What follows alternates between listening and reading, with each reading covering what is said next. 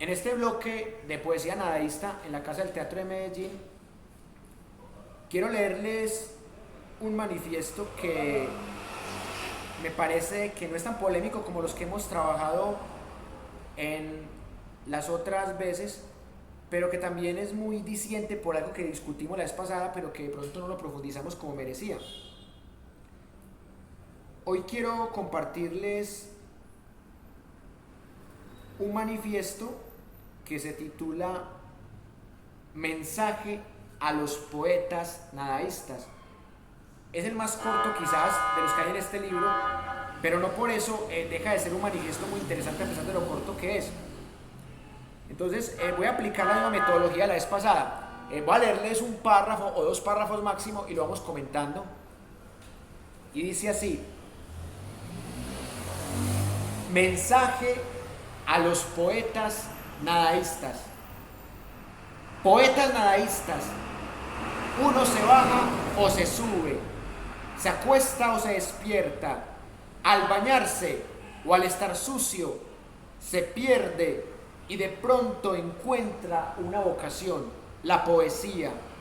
Si tú quieres, es como encontrarse una moneda falsa, desvalorada, fuera de circulación. Tú abrazas esa vocación y a partir de entonces la vida es un infierno. Yo, tú, él, no sabemos nosotros cuándo, si antes o después que desayunemos, o nos parta un rayo, o nos trague la tierra, o nos pise un carro, salta esta vocación, como un pito que suena un teléfono, que llama un semáforo, que verdea, un tranvía que riela, o una sirena muda de asombro por la mujer que en la ambulancia acaba de dar a luz a un presidente, un bribón, un pederasta o un poeta nadaísta que contra los maternales vaticinios de la parturienta no será la gloria nacional, ni gerente, ni ciudadano ejemplar, ni salvador de la república.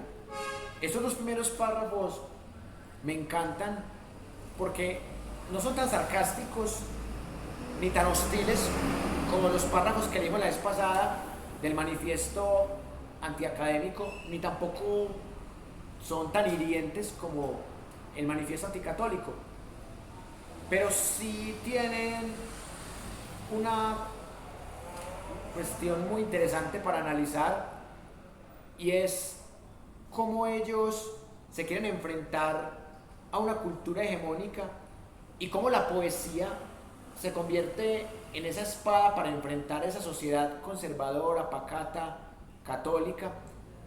Pero la poesía estaba muy desvalorada en la cultura popular de ese momento, y me atrevería a decir que todavía la poesía no tiene en la sociedad el valor que merece. Nada más ahora hablaba con una muchacha en un bus y yo le comenté que iba para un taller de poesía nadaísta y ella dijo: ¿eso para qué? Y yo: para compartir, para reflexionar, para pensar. Y ella dijo: no, pues a mí eso no me gusta. Entonces mucha gente considera que la poesía es inútil. Oscar Wilde, en el prólogo del retrato de Dorian Gray, decía algo contundente, decía: todo arte es inútil. Pero yo lo interpreto como que no es que quiera decir que todo arte es inútil, sino que sí sirve, pero el arte no produce la rentabilidad que producen otras cosas como la ingeniería. Y por eso desde el siglo XIX vemos este problema, que la poesía y el arte en general son menospreciadas por una sociedad que es consumista, que es ultracapitalista. Así que me gustaría conocer el punto de vista de ustedes, no solamente sobre estos dos primeros párrafos, sino también sobre lo que hablaba con la chica en el bus y sobre esta discusión. ¿Quién quiere empezar esta ronda? Amigo. No, sobre lo que acabaste de decir, Sí. inútil. O sea, yo pensaría que realmente en esencia el arte es inútil porque es que está en contra de, o sea, que hace reflexionar y otras cosas. Y uno tiene que partir de eso, porque si uno parte de que quiere cambiar algo con el arte, ya está muerto.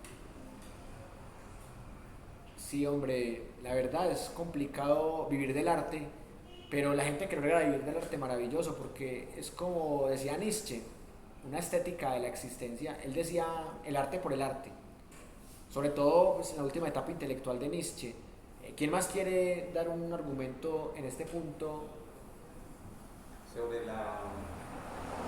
Pues yo pensaría que pues desde la frase misma tiene razón, porque es hablar de lo útil, para qué sirve.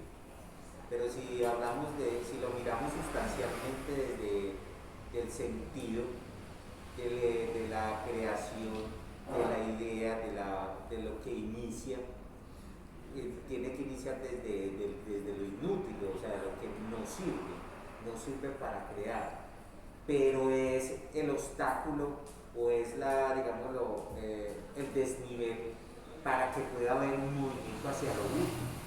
Es la pregunta, o sea, se vuelve en torno, es como la filosofía o hablando con matemáticos puros dicen, es que esto no sirve para nada, esto es para nosotros, pero tanto la matemática como la filosofía, como esas ciencias puras, son los que determinan una pregunta frente a digamos, una exagerada planitud. Ellos se hacen una pequeña pregunta y eso desencadena todo un movimiento. Entonces, si no existe esa pregunta, no hay existencia, no hay por qué ser.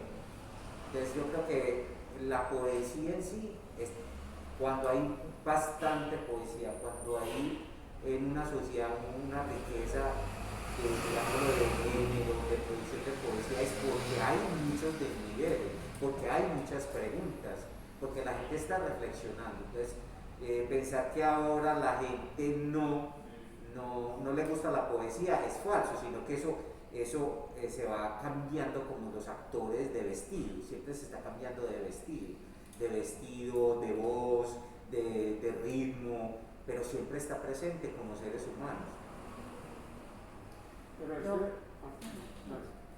Yo digo de todas formas que es un problema muy cultural, pues igual es que con todo lo que la gente está viviendo ahora, yo creo que hasta la poesía va a terminar desapareciendo.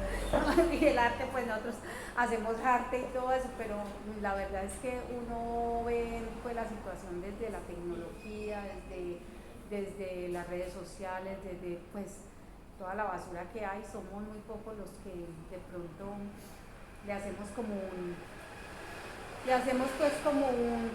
poco es como a ese tipo de cosas que están ahí, pero los niños están creciendo con toda esa cultura de la nada, o sea, más inútil que eso yo creo que no puede existir.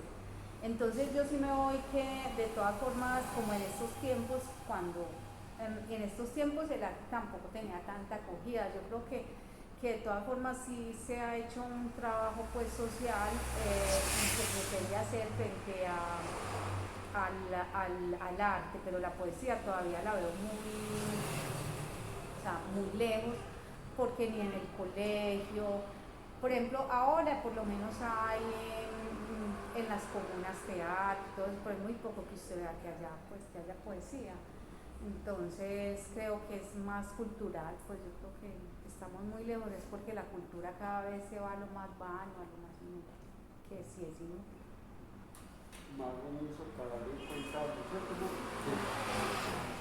es que en una cultura donde todo es útil o sirve para algo, es muy difícil poner algo y vos decirle a la gente, no, eso no sirve para nada. Usted es el que le da el sentido. O sea, finalmente es decirle a la gente, eso no sirve para nada, pero usted es el que le da el sentido. Uno no le dice, usted es el que le da el sentido, pero dice, eso no sirve para nada, usted era que hace con eso.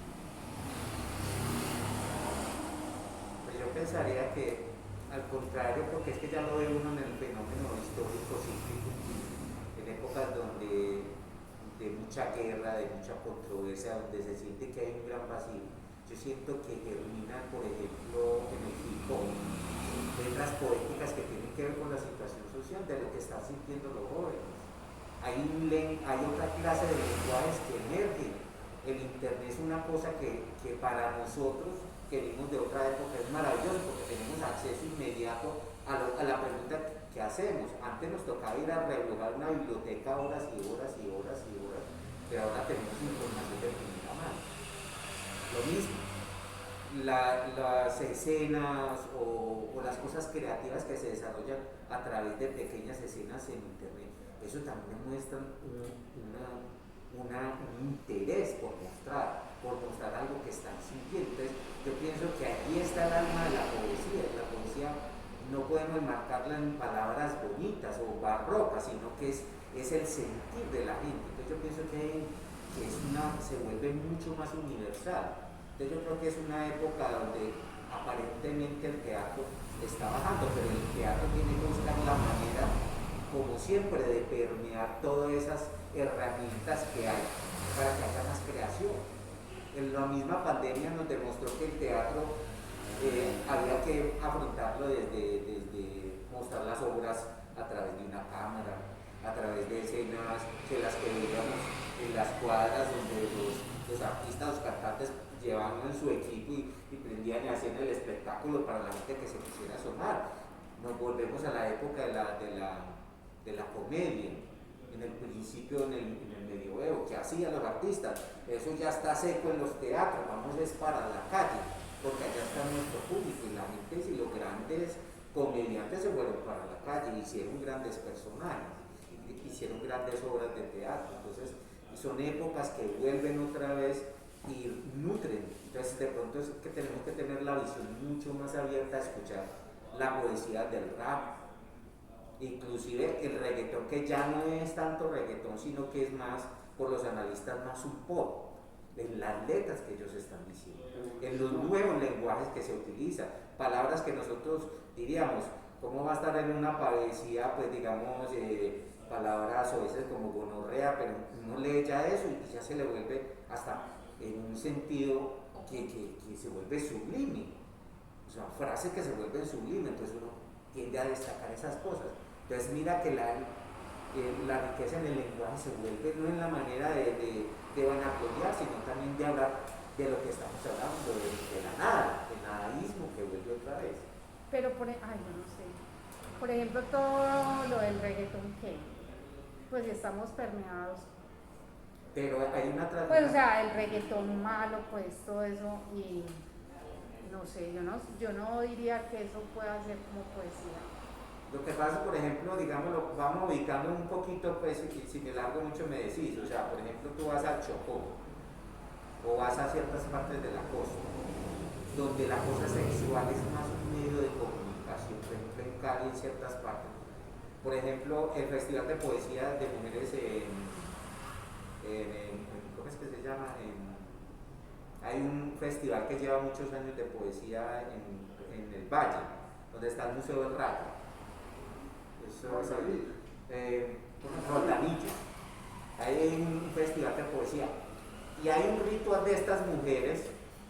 Ellas, el festival de poesía, hacen unas poesías, digámoslo, con unas metáforas muy bonitas, y después salen a bailar reggaetón y lo disfrutan porque es otra clase de lenguaje, donde ellos, inclusive las mujeres negras del Chocó, se enamoran de una canción de reggaetón.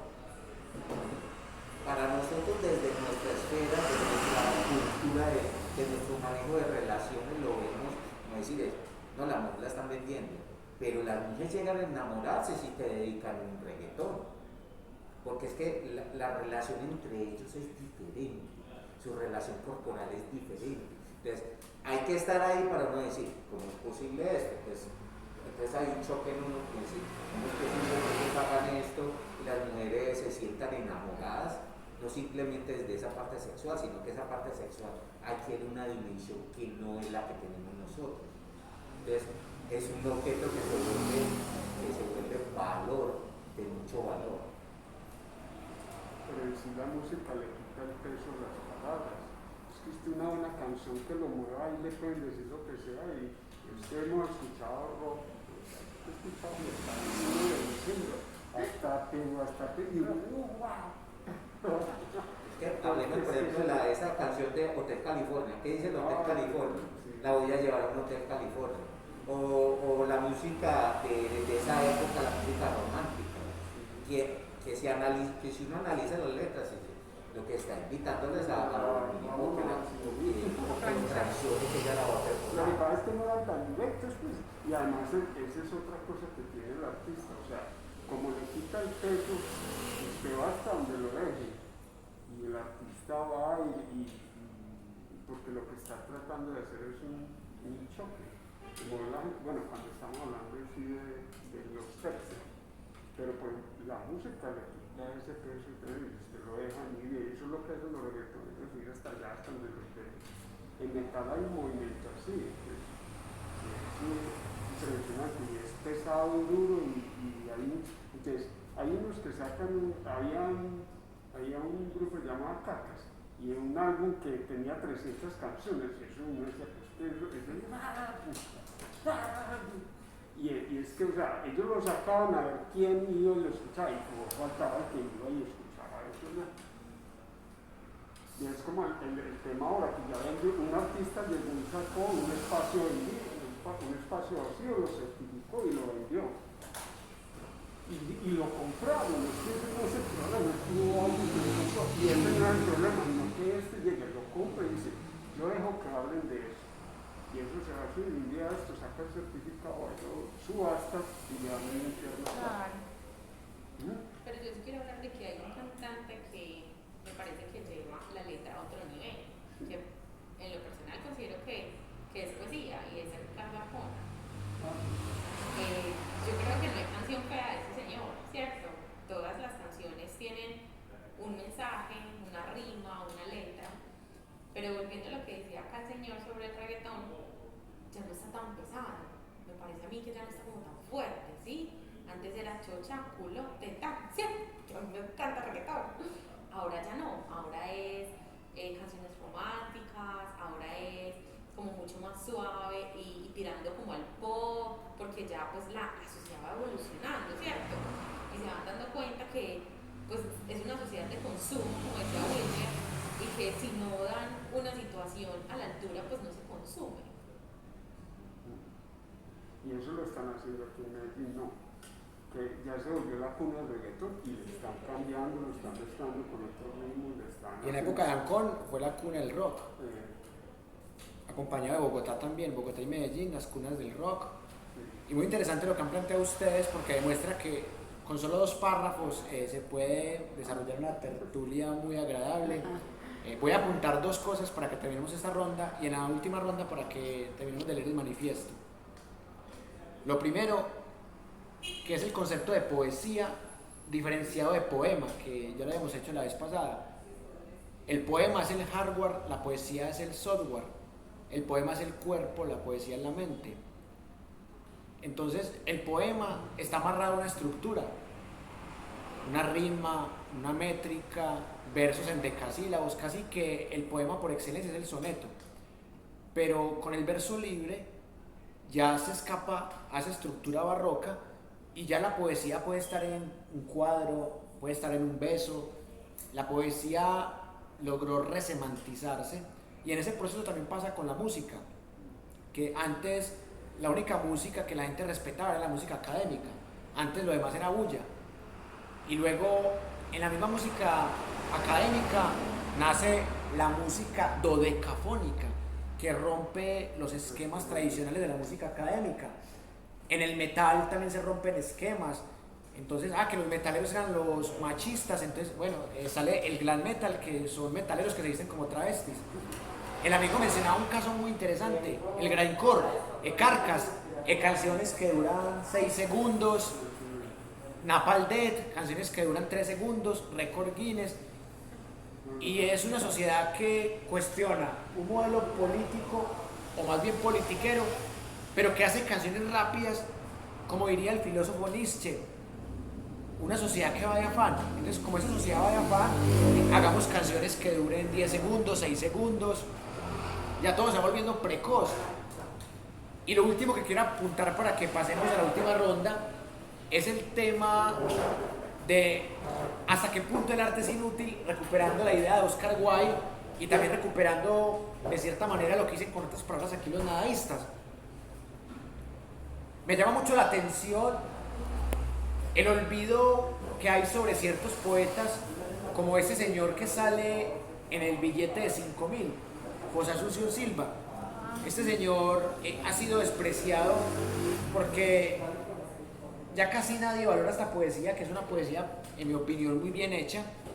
Yo fui a la Bastilla en estos días y veo que los libros de José Asunción Silva son muy baratos, y hace 3 años lo mismo. ¿Por qué son tan baratos? Porque valen 5.000 o 10.000 pesos, porque ya la gente no está leyendo casi esos poetas del siglo XIX. En cambio, los libros de Gonzalo Arango suelen costar 60, 70, 80, 100.000 pesos. Entonces, existe un público que está consumiendo es poesía nadaísta. Y ese público que consumía esa poesía del siglo XIX, como la de José Asunción Silva, ese público o está muriendo o no está comprando libros.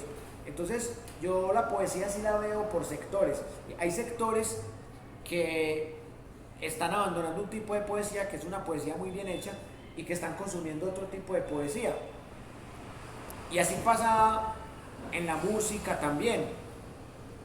El heavy metal es el estilo más clásico y más comercial del metal.